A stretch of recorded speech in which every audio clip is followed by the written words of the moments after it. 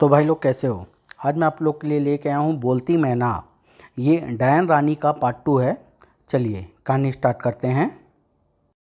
राजगढ़ के राजा रुद्रदत्त की तीनों संतानें हुई, लेकिन रानी लाजवती की दोनों बड़ी बहनों की ईर्ष्या के कारण राजा और रानी को अपनी तीनों ही संतानों से बिछोह सहना पड़ा। उन संतानों की जगह जानवरों के बच्चे रखकर दोनों बहनें चंपा और गुलाबवती ने राजा को रानी के विरुद्ध भड़काकर रानी को महल से निकलवा दिया। इधर दोनों बड़ी बहनें द्वारा नदी में बहाए गए दोनों बच्चों की तरह सुखदास माली को राजकुमारी को नदी में बहती हुई मिली, उसे भी घर ले आया। पत्नी के पूछने पर उसने सब कुछ कह सुनाया और अंत में बोला, भगवान की माया भी कितनी विचित्र है राधा। अपनी कोई संतान न होते हुए भी उसने हमारे घर 3 संतान भेज दी। वह तो ठीक है स्वामी, लेकिन मैं सोच रही हूँ कि वह ना जाने ऐसी कौन सी माँ है जो बच्चा पैदा करने के बाद नदी में बहा देती है। सच राधा, वह कोई स्त्री नहीं, डायन ही होगी। तभी 4 साल का बालक जय, जो सब बातें ध्यान से सुन रहा था, अपनी तोतली जुबान में बोला, क्या हम तो भी तुम नदी में से उतार कर लाए थे? क्या तुम हमारे बापू नहीं हो? माली ने घबराकर तुरंत जय को अपने सीने से लगा लिया। नहीं मेरे बच्चे, तुम हमारे ही बेटे हो और मैं ही तुम्हारा बापू हूँ। फिर ये कौन है? यह तुम्हारी बहन है बेटे। छोटी बहन? आहा, फिर तो हम अपनी छोटी बहन को प्यार करेंगे। हाँ हाँ, जरूर करो बेटा। बच्चों के प्रति उन दोनों बच्चों का प्यार देख माली व मालिन की आंखों में खुशी के आंसू आ गए। तुम दोनों रो क्यों रहे हो? नहीं बेटे, रो नहीं रहे, ये तो खुशी के आंसू है। उन्हें क्या मालूम था कि जिन बच्चों को वे प्यार से पाल रहे हैं वे उन्हीं उन्हीं के राजा की संतानें हैं। समय गुजरता गया। माली इन तीनों को बहुत ही लाड प्यार से पाल रहा था। कुछ बड़े होकर जय और विजय की एक सैनिक के लड़के से दोस्ती हो गई। सैनिक अपने लड़के के साथ साथ उन दोनों को भी अस्त्र शस्त्र चलाने की शिक्षा देने लगा। वाह, निसंदेह तेज और बहादुर बनेंगे। माली ने अपने घर से कुछ दूरी पर एक बाग लगाना शुरू किया हुआ था, जिसे 5 साल हो गए थे, लेकिन वह बाग अभी पूरा नहीं हुआ था। जय, विजय ने वह छोटी लड़की नंदिनी ने भी माली का हाथ हाथ बटाया करते थे। आश्चर्य की बात यह थी कि बाग में गाने वाले व हंसने वाले पेड़ भी थे, जिन्हें एक जादूगरनी ने बाग की सुंदरता को देखते हुए माली को उपहार में दिया था। उस बाग को देखने के लिए दूर दूर से लोग व राजा महाराजा आते थे। अद्भुत, ऐसा अजीबोगरीब बाग आज तक नहीं देखा। समय बीतता गया। एक दिन मालिन स्वर्ग सिधार गई। माली भी काफ़ी बूढ़ा हो चुका था, अतः उसने काम पर जाना छोड़ दिया। जो बाग उसने लगाया था उसे देखने वाले उसे जो इनाम दे जाते उसी से उसका गुजर होता था। दोनों लड़के व छोटी लड़की बाग को संवारते रहते थे, लेकिन आश्चर्य की बात यह थी कि जब वे हंसने वाले वृक्षों के पास जाते तो वे उन्हें देखकर जोर जोर से हंसने लगते थे। पता नहीं ये हमें देखकर इतने जोर जोर से क्यों हंसते हैं। और जब वे गाने वाले वृक्षों के पास जाते तो एक ही गाना हमेशा की तरह गाते, तुम माली के बेटे नहीं हो, राजा के बेटे हो, नदी में बह कर आए हो, यहाँ पल रहे हो। यह हमें देखकर ही न जाने क्यों यही गाना गाते हैं। तीनों माली से अक्सर पूछते थे, बापू पेड़ जो गाकर बताते हैं कि हम तीनों माली के बेटे नहीं राजा के बेटे हैं, नदी ही हमें बहा कर लाई है और हम यहाँ पल रहे हैं, क्या यह सच है? नहीं बेटे, यह झूठ है, तुम तीनों मेरी ही संतानें हो। वे पेड़ जादू के हैं, कुछ भी बोले उन पर विश्वास न किया करो। वे पेड़ यूं ही तुम लोगों से मजाक करते हैं। माली यह कहकर उन्हें संतुष्ट कर देता और वे खामोश रह जाते। लेकिन एक दिन जब वे बाग में पहुंचे तो गाने वाले पेड़ ने फिर वही गाना आरंभ कर दिया। फिर वही गाना। इस गाने को सुनते सुनते तो हमारे कान पक गए हैं। यहाँ से चलो भैया, इस गाने को सुनकर तो मेरा दिल घबराने लगता है। तुम माली के बेटे नहीं हो, राजा के बेटे हो, नदी में बह कर आए हो, यहाँ पल रहे हो। तीनों बच्चे सोच में पड़ गए। भैया, मेरा ख्याल है पेड़ बिना किसी कारण के इस तरह नहीं गा सकते, जरूर उनके गाने में कुछ रहस्य है। तुम ठीक कहते हो विजय, हो सकता है हम किसी राजा के ही बेटे हो और बापू हमें इसलिए सच सच नहीं बताते हो कि कहीं हम उन्हें छोड़कर ना चले जाएं। छोटी बहन कोहनी घुटनों पर और कान को हथेली पर रखे ध्यान से उनकी बातें सुन रही थी कि सहसा बोल उठी, भैया चलो हम बापू के पास चलते हैं, आज उनसे इस रहस्य को जान कर ही रहेंगे। हाँ चलो, आज हम बापू से जीत करके सच्ची बात जान कर ही रहेंगे। फिर वे तीनों बाग से निकलकर तेजी से अपने घर की तरफ बढ़ने लगे। तीनों जब घर पहुंचे तो माली चारपाई पर लेटा खांस रहा था। तीनों उसकी चारपाई के पास जाकर एक कतार में खड़े हो गए। आ गए मेरे बच्चों, भूख लगी होगी, जाकर खाना खा लो। आह, तीनों एक स्वर में बोल उठे, हम आज खाना नहीं खाएंगे। क्यों? क्या क्यों नहीं खाओगे? क्या अपने बापू से नाराज हो? हाँ, माली ने उनकी ओर आश्चर्य से देखा। मेरे बच्चों, तुम लोगों को मुझ बूढ़े से क्या शिकायत है? बताओ, मैं अपने बच्चों के लिए जान भी देने को तैयार हूँ। तब बताइए ना बापू, हम किसके बेटे हैं? पेड़ हमें देखकर ही गाना क्यों गाते हैं? बापू, आज तक आप हमें टालते आए हैं, लेकिन आज हम इस रहस्य को जानकर ही रहेंगे। यदि आपको भय हो बापू की असली बात जानकर हम आपके पास से चले जाएंगे, तो हम वादा करते हैं कि हम आपको छोड़कर कहीं नहीं जाएंगे, चाहे वह किसी देश का बड़ा राजा ही क्यों ना हो। माली सोच में पड़ गया और कुछ क्षणों तक सोचते रहने के पश्चात माली उन्हें अपने से अलग करता हुआ भर्राए स्वर में बोला, मेरे बच्चों, मैं पूरे विश्वास से यह तो नहीं कह सकता कि तुम राजा की ही संतान हो, लेकिन यह सच है कि तुम मेरी संतान नहीं हो। नदी तुम तीनों को बहा कर लाई थी मैंने और तुम्हारी माँ ने, तो तुम लोगों को सिर्फ पाला ही है, लेकिन जादुई गाना गाने वाले पेड़ तुम्हें राजा की संतान कहते हैं, तो उसे झुठलाया भी नहीं जा सकता। मरने से पहले मैं यह राज अवश्य तुम लोगों को बताकर मरता, लेकिन आज तुमने जीत करके मेरे मन का बोझ हल्का कर दिया। अब तो मरने से पहले यही इच्छा है कि तुम्हें तुम्हारे असली माता पिता को सौंप सकूं। तीनों बालक तुरंत माली के सीने से लिपट कर फुट फुट कर रो पड़े। नहीं बापू, चाहे हमारे माता पिता हमें मिल ही क्यों न जाए, हम तुम्हें छोड़कर कहीं नहीं जाएंगे। मेरे बच्चों, भगवान तुम तीनों के साथ कोई बड़ा नाटक खेल रहा है, लेकिन कभी न कभी उस नाटक का भी अंत होगा और तुम तीनों अपने असली माँ बाप से मिल सकोगे। तभी माली को खांसी का तेज दौरा उठा और उसने उसी समय प्राण त्याग दिए। बापू, बापू, क्या हुआ तुम्हें? हमें छोड़कर मत जाइए बापू। तुम खामोश क्यों हो बापू? बोलो ना, बोलो। फिर उन्होंने बाग में ही माली की चिता बनाकर उसे जला दिया। ईश्वर तुम्हारी आत्मा को शांति दे बापू, हमें माफ़ कर देना बापू, हमारी वजह से ही तुम्हारी जान गई। बापू, यदि हमें मालूम होता कि उसी राज के लिए तुम्हारी जान अटकी थी, तो हम वह रहस्य कभी न पूछते। और राख को उन्होंने बाग में ही एक स्थान पर गाड़ कर उस पर उसकी समाधि बना दी। तुम हमें छोड़कर कहाँ चले गए बापू? बापू, हम अब किसके सहारे जिएंगे? तीनों ही उस पर सुबह शाम फूल चढ़ाते और रोते। इसी तरह कई दिन बीत गए, लेकिन एक दिन जब वे माली की समाधि पर फूल चढ़ाने गए, तो गाने वाले पेड़ों ने एक नया गाना शुरू किया। रोना अब तुम बंद करो, तुम्हारे अच्छे दिन आ गए, राजा से तुम जल्द मिलोगे, यह हम तुमसे कह रहे। अरे, आज तो इसने नया गाना गाना शुरू कर दिया। छोड़ो भैया, चलो बापू की समाधि पर फूल चढ़ाएं। पहले तो उन्होंने उस पर गाने पर विशेष ध्यान नहीं दिया, लेकिन फिर पेड़ों की बात पर विश्वास कर वे अपने पिता की बाट जोहने लगे। जो भी राजा उनके बाग को देखने आता, वह तीनों उसे ध्यान से देखते। इसमें ज़रूर कोई ना कोई हमारे पिता होंगे। हाँ, मुझे भी ऐसा ही लगता है, वे ज़रूर हमें पहचान कर सीने से लगा लेंगे। परंतु जब कोई भी उन्हें अपना बेटा कहकर नहीं पुकारता, तो वे निराश हो जाते। ओह, सब चले गए, किसी ने भी हमारी ओर ध्यान नहीं दिया। दुखी मत हो, शायद उनमें हमारे पिता नहीं थे, लेकिन एक न एक दिन वे जरूर हमें मिलेंगे। इसी प्रकार दुख और उदासी में और कई दिन निकल गए। एक दिन की बात है, उसके बाग में एक अत्यंत ही बूढ़ी स्त्री आई। बाग को खूब घूम घुमा कर देखने के पश्चात बुढ़िया प्रसन्नता भरे स्वर में उनसे बोली, शाबाश बच्चों, बाग को तुम तीनों ने मिलकर पहले से बहुत अधिक सुंदर बना दिया है। जानते हो, ये गाने व हंसने वाले पेड़ मैंने ही तुम्हारे पिता को उपहार में दिए थे। बुढ़िया का परिचय जान तीनों भाई बहन चौंक उठे। ओह, तो तुम वही जादूगरनी हो? हाँ प्यारे बच्चों, लेकिन हम कैसे विश्वास करें कि तुम वही जादूगरनी हो? अभी विश्वास हो जाएगा, देखो।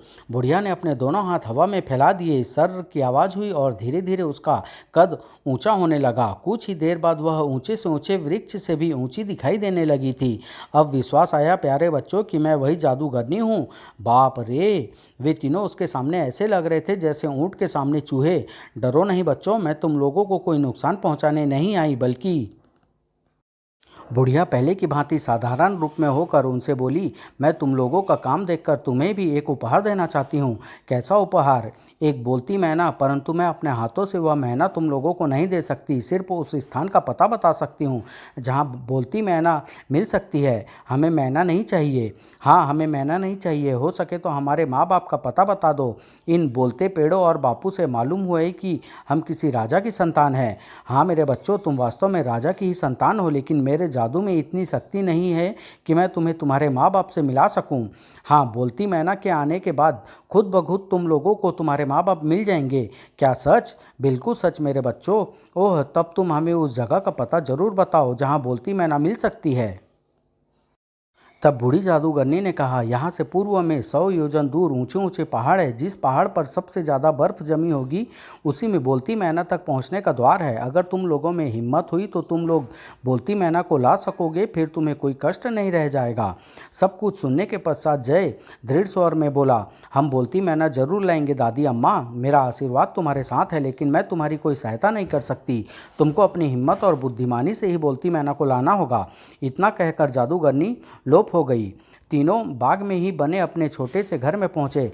मैं आज ही रवाना हो जाऊंगा और कुछ ही दिनों में बोलती मैना लेकर आऊँगा। भैया मेरा कहा मानो तो कहीं मत जाओ, मुझे तो डर लगता है कहीं कोई गलत बात ना हो जाए और तुम हमसे बिछड़ जाओ। तू तो नाहक डरती है, देख लेना जल्द ही बोलती मैना को लेकर आ जाऊंगा। विजय भैया तुम ही समझाओ ना बड़े भैया को। मैं क्या समझाऊं बहन, बड़े भैया खुद ही समझदार हैं, वे जो कदम उठा रहे हैं सोच समझ कर ही उठा रहे हैं।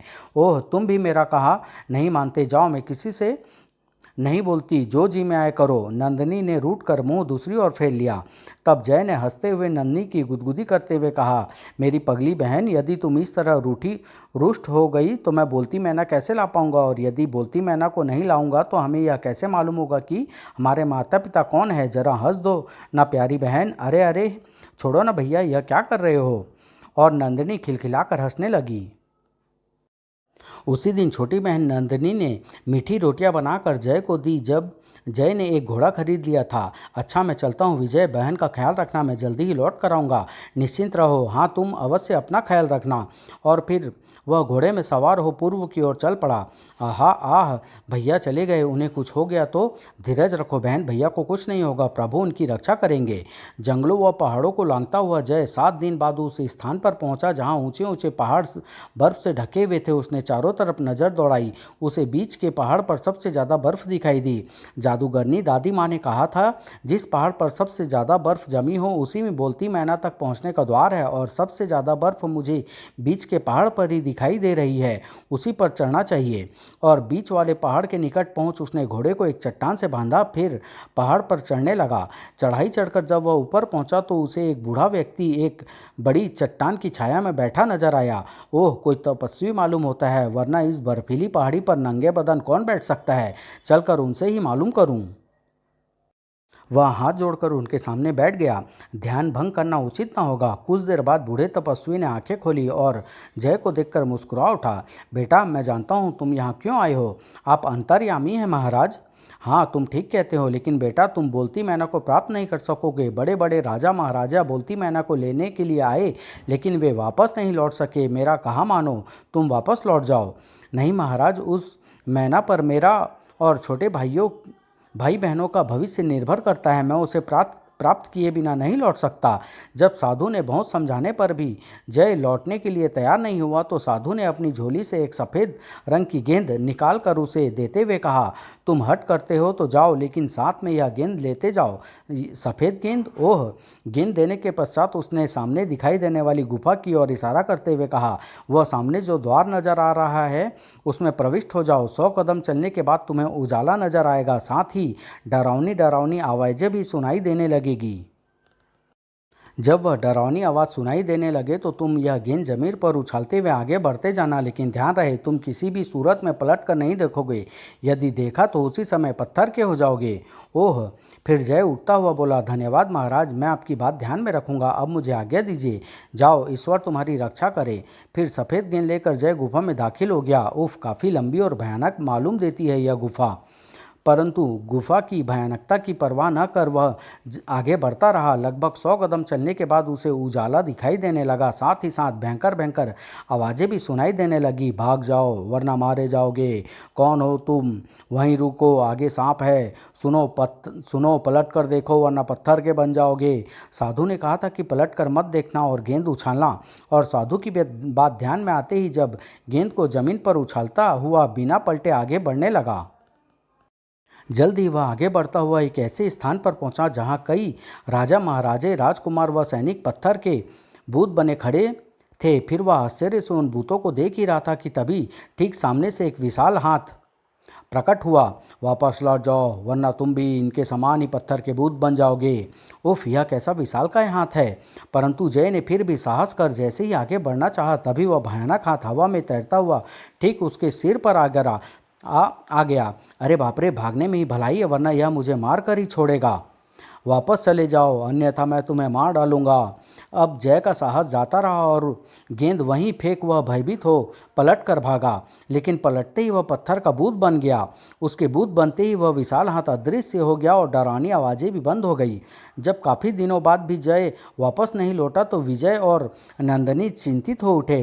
भैया 2 माह के लगभग हो गए, लेकिन बड़े भैया अभी तक वापस लौट कर नहीं आए। मुझे तो डर लग रहा है। लगता है भैया किसी संकट में फंस गए हैं। बोलती मैना, और उसकी खोज में मुझे ही जाना होगा।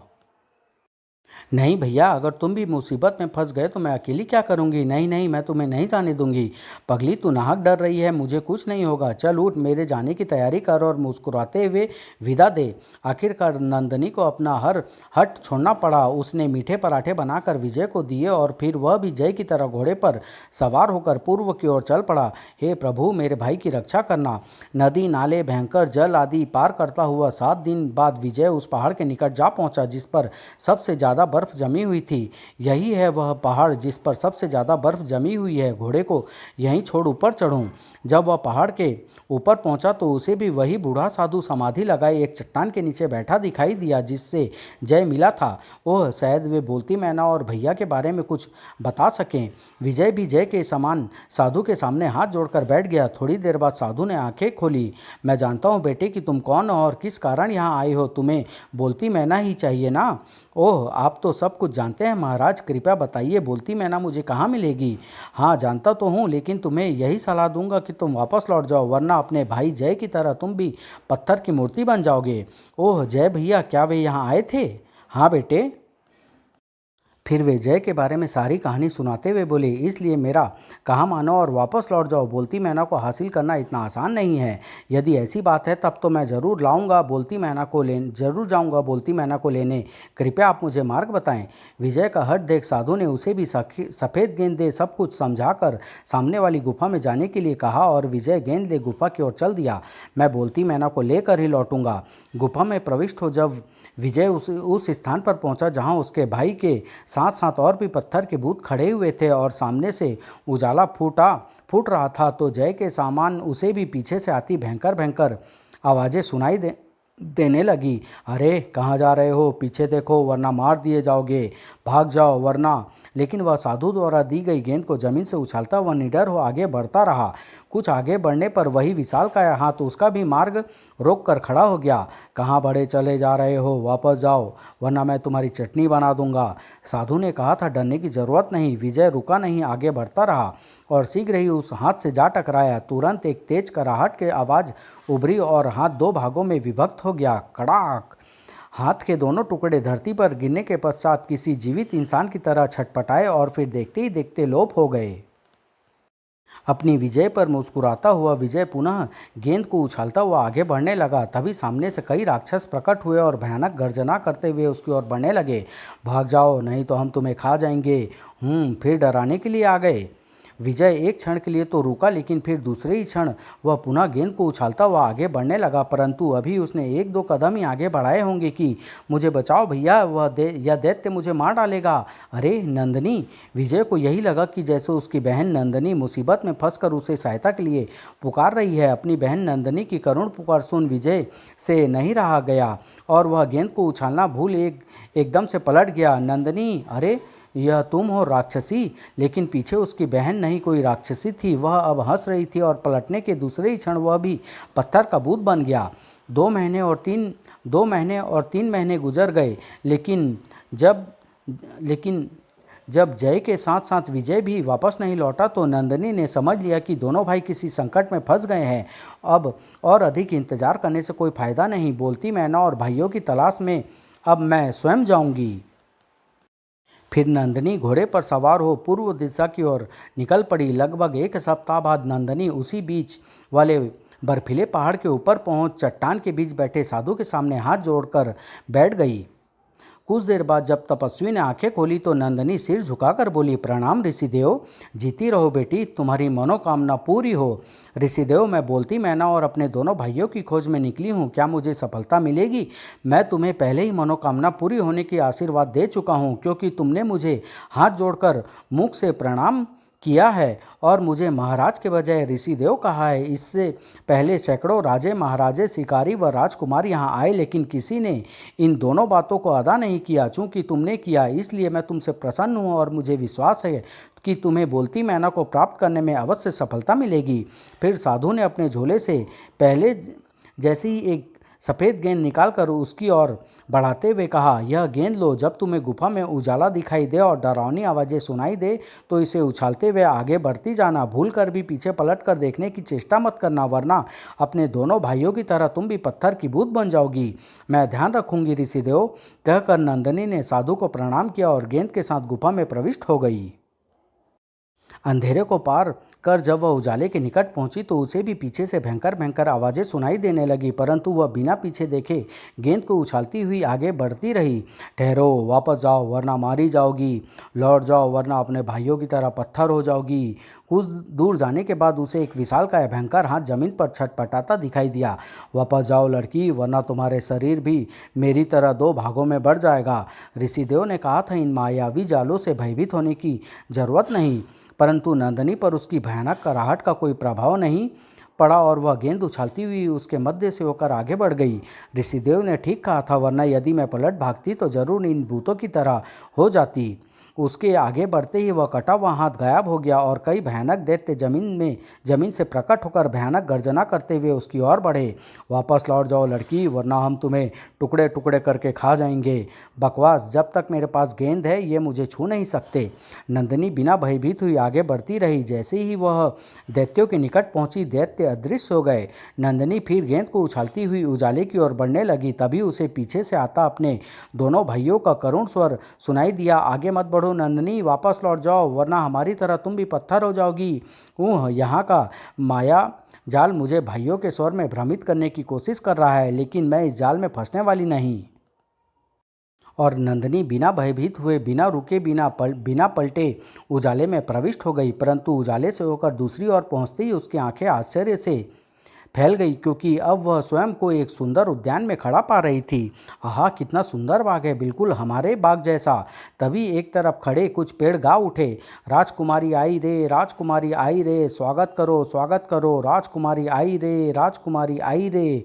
अरे, यहाँ भी गाने वाले पेड़।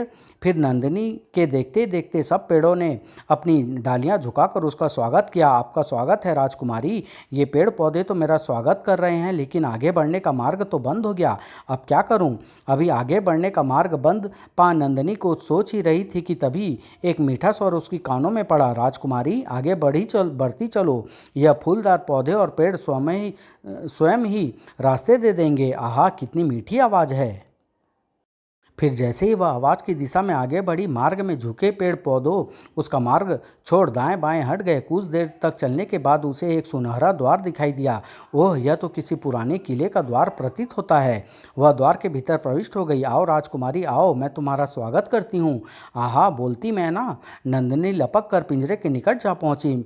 मैं तुम्हें लेने आई हूँ प्यारी, बोलती मैना। मुझे मालूम है, पिंजरे को उठाओ। पिंजरे के उठाते ही यह मायावी नगरी नष्ट हो जाएगी और यहाँ कैद वे सभी राजे, महाराजे व राजकुमार स्वतंत्र हो जाएंगे जो पत्थर के बूत बने हुए हैं। ओह, धन्यवाद प्यारी मैना। नंदिनी ने पिंजरे को उठा लिया। उसी समय तेज आंधी सी चलने लगी और इस तरह तेज गड़गड़ाहट की आवाज़ आने लगी जैसे बड़े बड़े पहाड़ टूट कर गिर रहे हो। उसने भय से आंख बंद कर ली। हे ईश्वर, यह सब क्या? बिल्कुल शांति होने पर जब उसने आंखें खोली तो आश्चर्यचकित रह गई। अब वहाँ न कोई बाग था, न बोलते पेड़ और न सुनहरा द्वार। वह खुले आकाश के नीचे खड़ी थी और कई राजे, महाराजे, राजकुमार, शिकारी आश्चर्य से देख रहे थे। उसमें उसके दोनों भाई जय और विजय भी थे। भैया, ओह हमारी प्यारी बहन, तुम यहाँ कैसे? नंदिनी ने उन्हें सारा किस्सा कह सुनाया। तभी मैना की मधुर आवाज़ गूंजी, यहाँ जितने भी राजे, महाराजे, राजकुमार व अन्य हैं, उन सबको आज़ाद कराने का श्रेय नंदिनी को है। सब झुककर इसे सलाम करो। और सचमुच सब ने झुककर नंदिनी को सलाम किया। बोलती मैना को लेकर वह तीनों खुशी खुशी अपने घर पहुंचे, लेकिन एक माह बीतने पर भी उन्हें अपने माँ बाप की कोई पता नहीं चला। भैया, बोलती मैना को तो हम ले आए हैं, लेकिन अभी तक हमें हमारे माता पिता नहीं मिले। मैं भी यह सोच रहा था बहन, लगता है बोलती मैना के चक्कर में बूढ़ी जादूगरनी ने हमें मूर्ख बनाया है। तभी पिंजरे में बंद बोलती मैना खिलखिलाकर हंस उठी। तुम हंस क्यों रही हो बोलती मैना? तुम्हारी बातों पर सुनो, हर काम समय आने पर ही पूरा होता है। लेकिन चिंता मत करो, अब वह समय आ गया है। अब आज तुम दोनों भाई शिकार पर जाओ, फिर देखना। यदि ऐसी बात है तो हम आज ही शिकार पर जाते हैं। और कुछ ही क्षण बाद दोनों अपने अपने घोड़ों पर सवार हो शिकार के लिए निकल पड़े। दोनों के पास तीर, कमान व तलवार आदि मौजूद थे। कुछ ही घंटों में दोनों एक घने जंगल में जा पहुंचे। विजय, सतर्क रहना, इस जंगल में हर तरह के जानवर रहते हैं। मुझे मालूम है भैया, एक बार पहले भी तुम्हारे साथ इस जंगल में शिकार खेलने आ चुका हूँ। अभी वे जंगल के आगे बढ़ ही रहे थे कि तभी उनके कानों में शेर की गुर्राहट के साथ साथ किसी के चीखने का स्वर सुनाई पड़ा। बचाओ भैया, लगता है कोई संकट में है। हाँ, शायद शेर के चुंगल में फंस गया है, आओ देखते हैं। दोनों तुरंत अपने घोड़ों का मुंह आवाज़ की दिशा में मोड़ दिया और जब वे उस स्थान पर पहुंचे, ओह भैया, उसके प्राण खतरे में हैं। चिंता मत करो, अभी दूर किए देता हूँ सारा खतरा। जब वे धनुष पर बाण चढ़ाकर शेर पर छोड़ा, निशाना अचूक था। तीर शेर के सिर पर जा लगा। शेर उछलकर धरती पर गिरा। फिर इससे पहले कि वह उठकर पुनः उस व्यक्ति पर आक्रमण कर पाता, दोनों भाइयों ने उसे असंख्य तीरों से भेद दिया। शेर धरती पर गिरकर कुछ क्षण तक तड़पा, फिर ठंडा हो गया। शेर के मरते ही वह व्यक्ति उन दोनों के निकट आ गया और मुस्कुराता हुआ बोला, नौजवानों, तुम दोनों ने मेरे प्राण बचाए हैं। मेरे साथ चलो, मैं तुम्हें बहुत बड़ा इनाम देना चाहता हूँ। हमें इनाम का लालच नहीं है, यह हमारा फर्ज था जिसे हमने पूरा किया। शायद तुम लोग मुझे नहीं जानते, मैं राजगढ़ का राजा रुद्रदत्त हूँ। ओह प्रणाम महाराज, हम अपनी अशिष्टता के लिए क्षमा चाहते हैं। राजा उनके नम्र व्यवहार से प्रसन्न होकर बोला, जीते रहो बच्चों, लेकिन तुम लोगों ने अपना परिचय नहीं दिया। महाराज, हम माली के पुत्र हैं, माँ बाप परलोक सिधार चुके हैं। पास ही गांव में हमारा घर है जहां हम अपनी छोटी बहन के साथ रहते हैं। कुछ सोचकर जय ने उन्हें अपनी असलियत बताना उचित नहीं समझा था। ओह माली के पुत्र, फिर तो तुम्हारे पास बाग भी होगा। हमें बागों में बहुत रुचि है। यदि ऐसी बात है तो हमारे साथ चलिए महाराज। हमारा बाग देखकर आप अवश्य ही प्रसन्न होंगे। हमने और हमारी बहन ने उसे खूब मेहनत से संवारा है। जय भी प्रसन्नता भरे स्वर में बोल उठा, हाँ महाराज, हमारे बाग में हंसने और गाने वाले पेड़ भी हैं। क्या सच? तब तो हम अवश्य चलेंगे। और इसी समय जय और विजय राजा रुद्रदत्त को लेकर अपने बाग में पहुंचे। राजा को देखते ही गाने वाले पेड़ गा उठे, राजगढ़ के राजा है ये, हम स्वागत करते हैं। भगवान इनको बुद्धि दे, हम प्रार्थना करते हैं। वाह, मैंने आज तक ऐसे गाने वाले पेड़ नहीं देखे। गाते हुए पेड़ों को देखकर राजा रुद्रदत्त आश्चर्यचकित हो उठा। तभी जय बोल उठा, महाराज, पहले भी यहाँ कितने ही राजा आए, लेकिन इन पेड़ों ने किसी को गाकर स्वागत नहीं किया। हमें भी आज इन्हें आपका स्वागत करते देख आश्चर्य हो रहा है। फिर तो वास्तव में यह अजीब बात है। फिर दोनों भाई राजा को लेकर अपने घर पहुंचे। अपने दोनों भाइयों को शिकार से सकुशल लौटते देख नंदनी का चेहरा प्रसन्नता से खिल उठा। तुम लोग आ गए भैया। अरे ये कौन है? ये राजगढ़ के राजा रुद्रदत्त है बहन। ओह महाराज, यही हमारी छोटी बहन है नंदनी। बस हमारी यह छोटी सी दुनिया है जहाँ हम रहते हैं। बहुत प्यारी जगह है यह। मुझे तुम लोगों के बीच दिली शांति मिल रही है। तब जय नंदनी से बोला, बहन, महाराज आए हैं, इनके लिए भोजन का प्रबंध करो। अभी लो भैया। नंदनी उस कमरे में पहुंची जहां मैना का पिंजरा रखा था। मैना रानी, हमारे घर राजगढ़ के राजा रुद्रदत्त आए हैं। तुम ही बताओ मैं उनके लिए क्या भोजन बनाऊं? तुम जो कुछ भी बनाओगी राजा को पसंद आएगा, लेकिन उसमें मोतियों की तरकारी अवश्य होनी चाहिए। क्या मोतियों की तरकारी? हाँ नंदनी, मोतियों की तरकारी। तब नंदनी उदास भरे स्वर में बोली, लेकिन मैं तरकारी के लिए मोती कहाँ से लाऊंगी मैना रानी? झोली फैलाओ, मैं तुम्हें मोती देती हूँ। आश्चर्यचकित नंदनी ने चुपचाप झोली फैला दी तो मैना ने अपनी चोंच खोल दी और उसके मुख से रंग बिरंगे मोती निकलकर नंदनी की झोली में गिरने लगे। ओह कितनी विचित्र है यह बोलती मैना। जब नंदनी की झोली में काफ़ी मोती हो गए तो मैना बोली, बस इतने ही काफ़ी है, अब जाओ राजा के लिए भोजन बनाओ। लेकिन एक बात याद रखना, जिस कमरे में राजा को भोजन खिलाओ उसी कमरे में मुझे भी रखना। ठीक है, मैं ऐसा ही करूँगी। नंदनी ने भोजन तैयार कर जिस कमरे में लगाया उसी कमरे में मैना वाला पिंजरा भी रख दिया। जय विजय और राजा भोजन करने लगे। बहन नंदनी, यह कौन सी तरकारी है? बड़ी स्वादिष्ट है। यह मोतियों की तरकारी है भैया। मोती की तरकारी का नाम सुन राजा चौंक उठा। क्या मोतियों की तरकारी? भला मोतियों की भी कोई तरकारी होती है? परंतु इससे पहले कि जय विजय अथवा नंदनी में से कोई कुछ बोलता, मैना बोल उठी, हाँ राजन, मोतियों की भी तरकारी होती है। अरे, यह मैना तो इंसानों की तरह बोल रही है। यह हमारी ही मैना है महाराज, हर किस्म की बोली जानती है। अद्भुत, यहाँ की तो सभी वस्तुएं मेरे लिए रहस्य बनती जा रही है। राजा को आश्चर्यचकित देख मैना खिलखिलाकर हंस उठी, फिर बोली, राजन, तुम मेरे 3 प्रश्नों का उत्तर दो तो सारा रहस्य समझ में आ जाएगा। पूछो, क्या पूछना चाहती हो? मैना ने प्रश्न करने आरंभ किए। बताओ राजन, क्या मोतियों की तरकारी हो सकती है? नहीं। क्या आपने आज तक किसी मैना को बोलते सुना है? आज तक नहीं सुना। क्या कोई औरत जानवरों के बच्चों को जन्म दे सकती है? कदापि नहीं। तो फिर बताओ राजन, तुम्हारी रानी लाजवती ने जानवरों के बच्चों को कैसे जन्म दिया? मैं कुछ समझा नहीं मैना रानी। तो सुनो राजन, जिस तरह मोतियों की तरकारी नहीं बन सकती, मैना इंसानों की तरह बोल नहीं सकती, ठीक उसी तरह कोई औरत भी जानवरों के बच्चों को जन्म नहीं दे सकती। और रानी ने भी जानवरों के बच्चों को नहीं बल्कि इंसानों के बच्चों को ही जन्म दिया था। लेकिन लाजवती की दोनों बड़ी बहनों ने ईर्ष्या के कारण उन बच्चों को जानवरों के बच्चों में बदल दिया। फिर मैना ने राजा को सारी कहानी कह सुनाई। सारी कहानी सुन राजा क्रोध एवं आश्चर्य से चीख उठा, हे भगवान, उन दोनों दुष्ट स्त्रियों ने मुझे इतना बड़ा धोखा दिया। मैं उन्हें जिंदा नहीं छोड़ूंगा। उन्हें उनके किए की दंड मिलना ही चाहिए राजन, और साथ ही तुम्हें अपनी रानी से भी क्षमा मांगनी चाहिए। अपनी रानी से अवश्य क्षमा मांगूंगा मैना रानी, लेकिन मेरे बच्चे तुम्हारे सामने खड़े हैं राजन। जय विजय और नंदनी तीनों तुम्हारे ही बच्चे हैं, जिन्हें माली ने पाला है। राजा ने भावहीन होकर जय विजय और नंदनी को अपने बाहों में भर लिया। पिताजी, मेरे बच्चों। वह तीनों को काफ़ी देर तक अपने सीने से लगाए रहा, फिर भर्राए कंठ से बोला, मेरे बच्चों, मुझे माफ़ कर देना। मेरे कारण तुम लोगों को बहुत कष्ट सहने पड़े। पिताजी, इसमें आपका कोई दोष नहीं, सब भाग्य का खेल था और भाग्य ने ही आज हमें मिला दिया। तुम ठीक कहते हो मेरे बच्चे, लेकिन आज के बाद तुम तीनों को कोई कष्ट नहीं उठाना पड़ेगा। आओ चले, मुझे उन दोनों दुष्ट स्त्रियों को उनके किए की सज़ा दिलानी है। चलिए पिताजी, हमें भी अपनी प्रिय माँ से मिलना है। जब राजा उन्हें लेकर जाने लगा तो मैना बोली, राजकुमारी नंदनी, मुझे अब स्वतंत्र कर दो। मेरा काम पूरा हो चुका है। अब मैं इस बाग में रहूंगी और दर्शकों का मन लुभाऊंगी। जरूर मैना रानी, तुम्हारा एहसान हम कभी नहीं भुला पाएंगे। और नंदनी ने मैना को पिंजरे से आज़ाद कर दिया। मैना फुर्र से उड़कर बाग में एक पेड़ पर जा बैठी।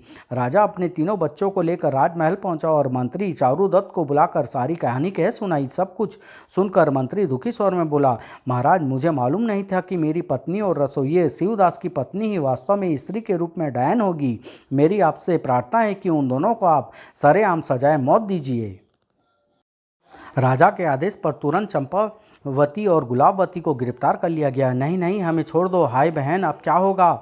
आखिर हमारे पाप हमें ले ही डूबे। बहन, अब कुछ नहीं हो सकता। रानी को 1 साल तक पिंजरे में बंद करके चौक में रखा गया था। फिर मंत्री व कुछ सभासदों की प्रार्थना पर उसे रानी होने के कारण वहां से निकलवा कर कारागार में डलवा दिया गया था।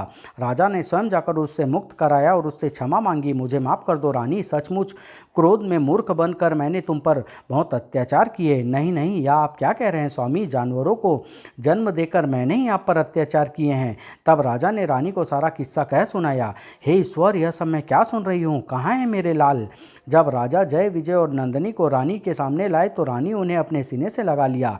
मेरे लाल, मेरे बच्चों, माँ, हमारी अच्छी माँ, कैसी हो तुम? हमारे लिए न जाने तुमने क्या क्या दुख उठाने पड़े। ऐसा मत कहो मेरे लाल, आज तुम लोगों के कारण ही महाराज की असलियत का पता चला और मेरे प्रति इनका भ्रम दूर हुआ।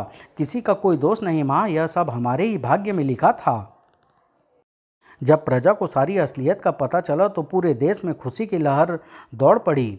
और एक दिन राजा ने दरबार में सैनिकों, ले जाओ इन दुष्टों को और बीच चौक पर फांसी पर चढ़ा दो। नहीं नहीं, हमें क्षमा कर दो महाराज। लेकिन उन दोनों दुष्ट बहनों पर किसी का कोई रहम नहीं आया और बीच बाजार में भरे चौक पर उन दोनों को फांसी पर चढ़ा दिया गया। इसके बाद वे सभी आनंदपूर्वक रहने लगे। राजा को रानी मिल गई और रानी को खोए बच्चे वह पहले जैसा मान मिल गया। वह प्रजा को जय और विजय जैसे होनहार उत्तराधिकारी मिल गए। समाप्त।